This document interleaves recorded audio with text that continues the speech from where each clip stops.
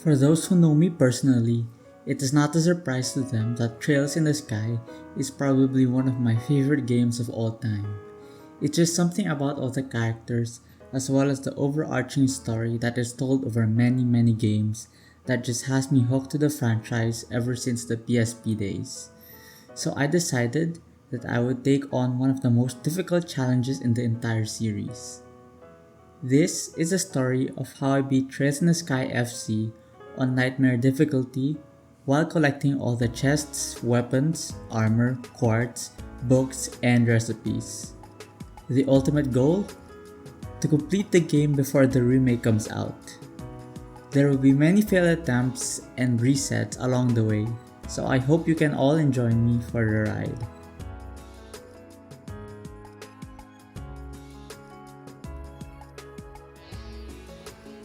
Just as a small note before we truly begin, I'd like to mention that for this playthrough, I am making use of multiple guides.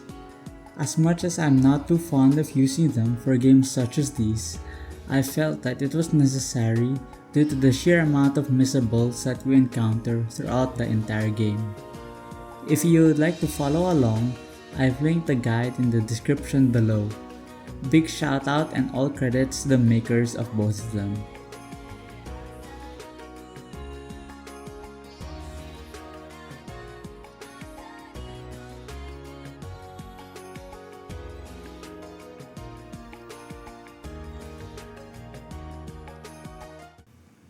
With that being said, I think that you're tired of seeing cutscenes, so we'll move on to the tutorial. As far as JRPG tutorials go, this one is pretty standard. We're first taught how to attack, then they throw monsters who are immune to physical attacks, teaching us about magic or arts. Next is the character crafts, which are skills that are unique to every playable party member. Lastly are the supers or S-breaks. In the end, we fight one last culminating battle here and report to Aina to successfully complete their tutorial as well as become full-fledged bracers.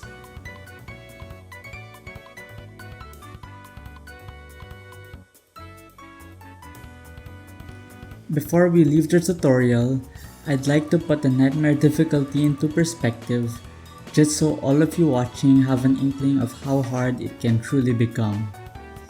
Normal monsters such as these can hit you very hard, and depending on your luck, you can be knocked out even before you can make your very first turn. There is no exception here even in their tutorial. Extensive knowledge of the game is a must, and throughout the entire game, you'll see me swapping gear just to get any tiny advantage. But we will cross that bridge when we get there. On the way back home, we find out that two kids have wandered into some trouble at the ancient tower outside the town and go out to rescue them.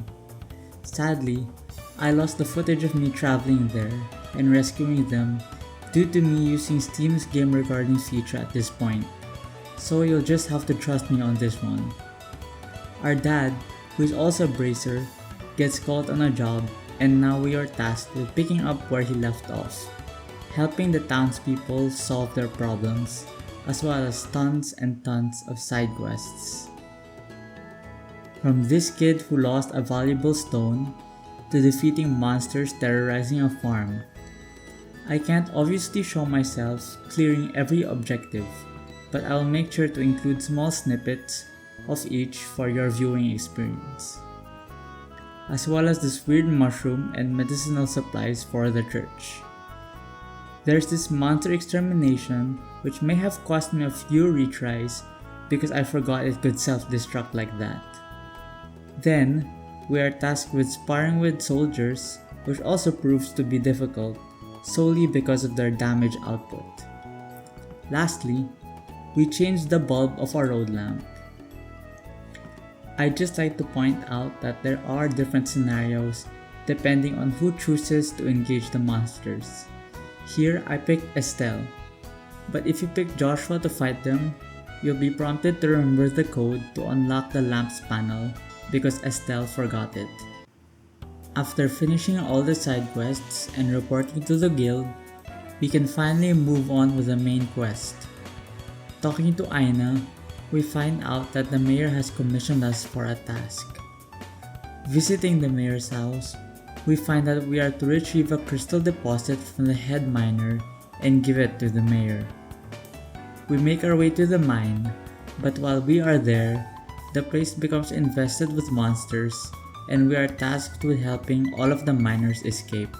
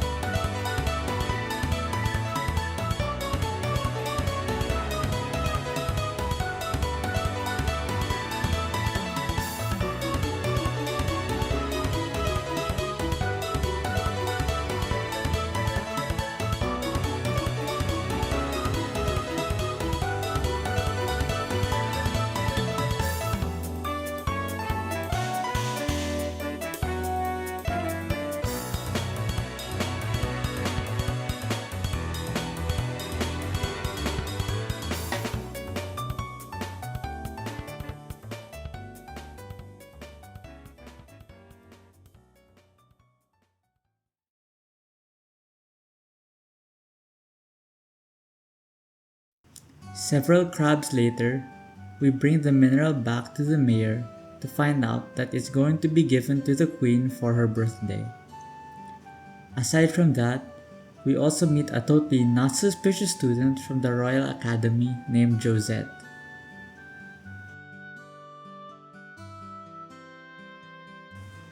Once again reporting to the guild, this time we have to escort people from the Liberal News up the previously mentioned tower so they can make an article on it. But before that, I accept the last few remaining side quests for the prologue. We help a woman find their missing cat and take on another monster extermination where I, once again, get absolutely stumped. But that's nothing a reset cannot fix. Finally, making our way on top of the tower, we meet another friendly face who was also curious about the tower's true purpose. And if you ask me, this guy seems a lot more friendly than that other Josette person. Ultimately, the prologue closes when you find out that the big crystal that was meant to be for the queen to be given on her birthday was suddenly stolen from the town's mayor, and we are tasked with investigating who the culprit is in order to get it back. In the end, we find out that Josette was posing as a student of the Royal Academy in order to get their hands on said crystal. What a big surprise!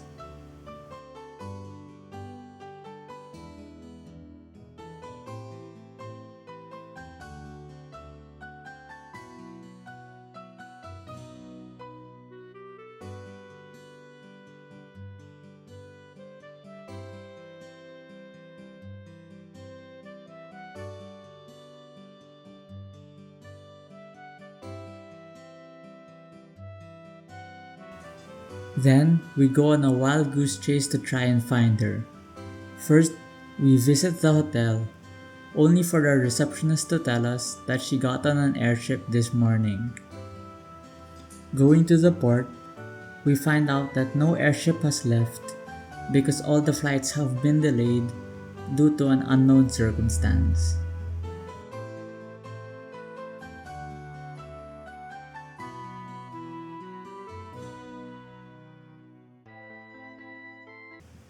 Before confronting Josette, this is also a good time to bring up one thing I will be doing throughout the whole run: saves coming. This game is infamously difficult, and having every advantage you get is already a big win. If you wanna follow along, don't be shy to load a save when some small thing doesn't go your way. It is immediately put to good use when I have to take out at least one of these palms.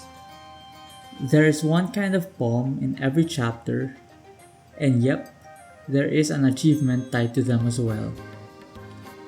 Now, I don't really know about their resistances or weaknesses by this point, so I shamefully reloaded my save a few times before I could kill a single one. And as you can see, they give a ton of experience and money just for beating them.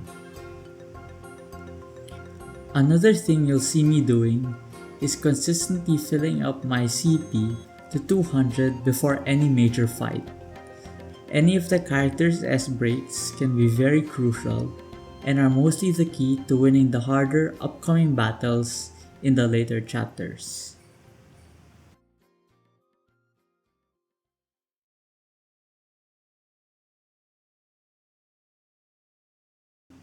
Now for the fight against Josette and the Grunts. I clearly had a goal in mind in trying to spam Hurricane, Estelle's AoE craft, and having Joshua increase his evasion, then sending him into the fray. Then I just saw how much damage the craft actually did and realized that my plan was a very bad plan. Everything crumbled, so I decided to reload my save.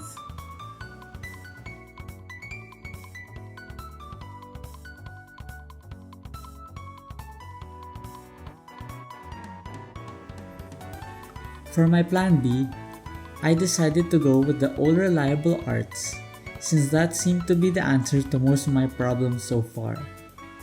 So, time for round 2.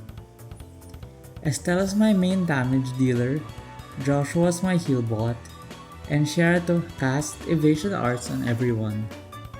A foolproof plan if I do say so myself. It did take me another retry, but with good luck on crit markers, I can steal, using my S breaks, along with keeping up the consistent damage and healing, made the fight very winnable. This fight, along with a few cutscenes, closed the prologue off and net us our very first achievement of the run.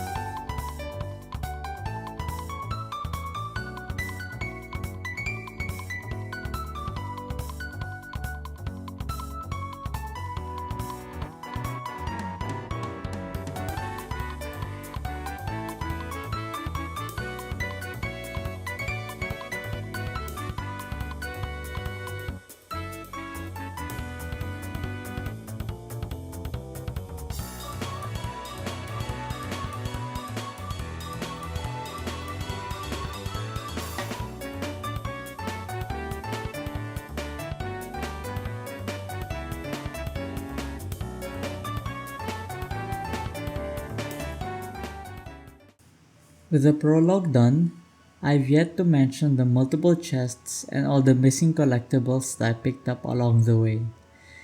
There are just way too many of them, and it would make the video 10 times longer than it already is. Weapons, armor, quartz, books, recipes, and the like are all required for the 100%. This is just part 1 of the entire game, and I'm not confident I can edit all the parts together before the remake comes out. But I will have finished the game by then, so I will try my best and do my quickest to make sure that all of the videos come out before that time comes. This video was also just some sort of experiment to hold myself accountable to complete the nightmare difficulty of this game once and for all. Anyways, thank you for watching, and I hope you guys look forward to the next parts in the upcoming weeks.